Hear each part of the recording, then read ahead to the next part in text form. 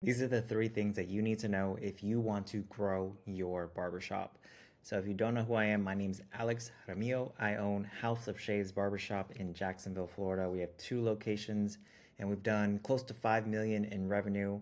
And I've owned this barbershop since 2015. I've hired hundreds of barbers, seen thousands of clients. There's really only 3 skills that a barbershop owner really needs to learn. And if you can really master these 3 skills, then there's no limit to how far you can grow your barbershop. The first skill, which I think everybody starts with this, is you have to know how to market.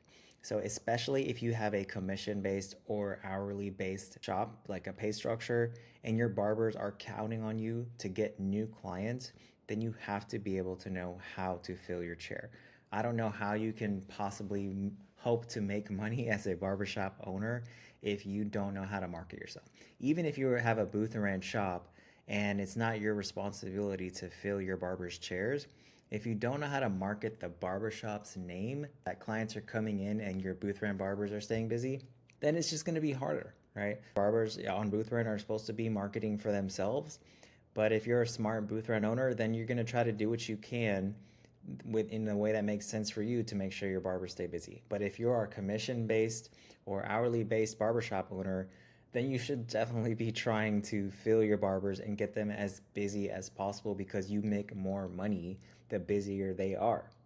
So you have to be able to know how to market in order to grow a barbershop. Super simple, but a lot of people get this, and I think that's where a lot of people start. But the next two, I think, are things that people don't really think about. So the second one is client retention. If you're not retaining clients, then you have to get really, really good at marketing. Because let's say that you are seeing 1,000 clients a month, right? You're a decently busy shop, right? You're seeing 1,000 clients a month. So scenario one, you're seeing 1,000 clients a month and your retention is really good. You're retaining 90% of your clientele, which is amazing. So that means you lost 100 clients last month, right? And you're going to lose 100 this month and you're going to lose 100 next month. So even though you're retaining a huge majority of your clientele, you're still losing 100 clients a month every single month, even when your retention is really good at 90%. But the good news is you don't have to be that good at marketing if you are retaining a ton of clients. Now, on the flip side of that, scenario two, you're still seeing the same 1,000 clients a month, but you're only retaining 50% of them, which means you lost 500 clients, which means next month you have to find 500 new clients just to replace the ones you lost, just to get back to where you were. So client retention is by far, I think, way more important than marketing, right? Because if you market for new clients and then they come in and you keep them, then the business grows. If you are bringing in more new clients than what you are losing on the churn side, meaning the other side of retention, because as barbers, we like to think about how many we're retaining, but on the other side of that number is called churn. So if you're retaining 90% of your clients, that means you lost 10%. That's your churn. So as long as you are bringing in more new clients than you're losing, your business will grow. So there's really only 2 ways to grow the barbershop. You either get more clients or keep them coming back longer. And if you get good at both, your barbershop grows fast. But the last thing, I think, is the thing that a lot of barbers don't think about. And I think it's the thing that supports the first two, which is employee retention. If you have barbers, but they're constantly going in and out like a revolving door, it's going to frustrate clients. Clients don't like seeing new faces every single time they come in the barbershop. Clients just want consistency. Every survey we've ever done with our clients says the same thing. They just want the same haircut every single time, and ideally with the same person, right? The downside of this is that if a client is loyal to a specific barber and that barber leaves, then there's a chance that that client will follow. So you as the barbershop owner have to find this balance of, you want to keep your barbers busy, but ultimately you want them to be loyal to the barbershop, because if the barber does leave, then the client stays, right?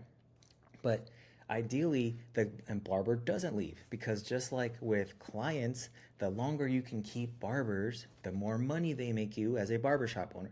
And it's ultimately better for them too, because when barbers leave barbershops, they lose clients every single time they leave their shop. So I've never seen a barber leave our shop that retained more than like percent of their clients. Every time the barber leaves, they lose clients, even if they go right down the street. So if you as a barbershop owner, when you find a great barber, that's the key there. It has to be a good one. You want to hang on for dear life, right? Because good barbers, just like good employees, so hard to find. Ultimately, I think it's a skill. Like you can learn how to find good people, just like you can learn how to find clients. It's ultimately a marketing skill. But out of all the three things, probably the most important. Because if you think about it, even if you're not great at marketing, even if you're not great at client retention, if you're just good at finding good barbers and then keeping them, the business almost grows itself, right? Because clients come in, they go to that good barber, they have a great experience, and they come back. And as long as you keep that barber and you keep the team, then the business will grow. There's a direct relationship, I think, between how well you retain barbers and how well you retain clients. Every single time we have a barber leave, although most of their clients don't follow, it does affect retention. And we can clearly see that. Even if the barber that left wasn't that great retention wise, clients don't like change. The team doesn't like change. It affects morale, right? So you want to keep barbers, the right barbers, for as long as you can. And that will lead to client retention, which will make marketing much less important. I think you should always market, because even if you have really, really good retention, like we mentioned in the beginning, you're still losing clients every month. So you always have to do some sort of marketing to replace the clients that you are naturally losing, that move away or whatever, right? It could be through no fault of your own, but you're gonna lose clients every single month, so you have to market.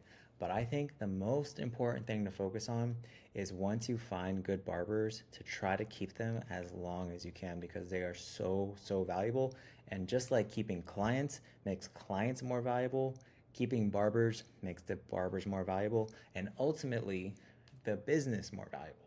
So those are the three things that I think that every barbershop owner needs to know in order to grow their business. If you found this helpful, let me know. I'll see you in the next one.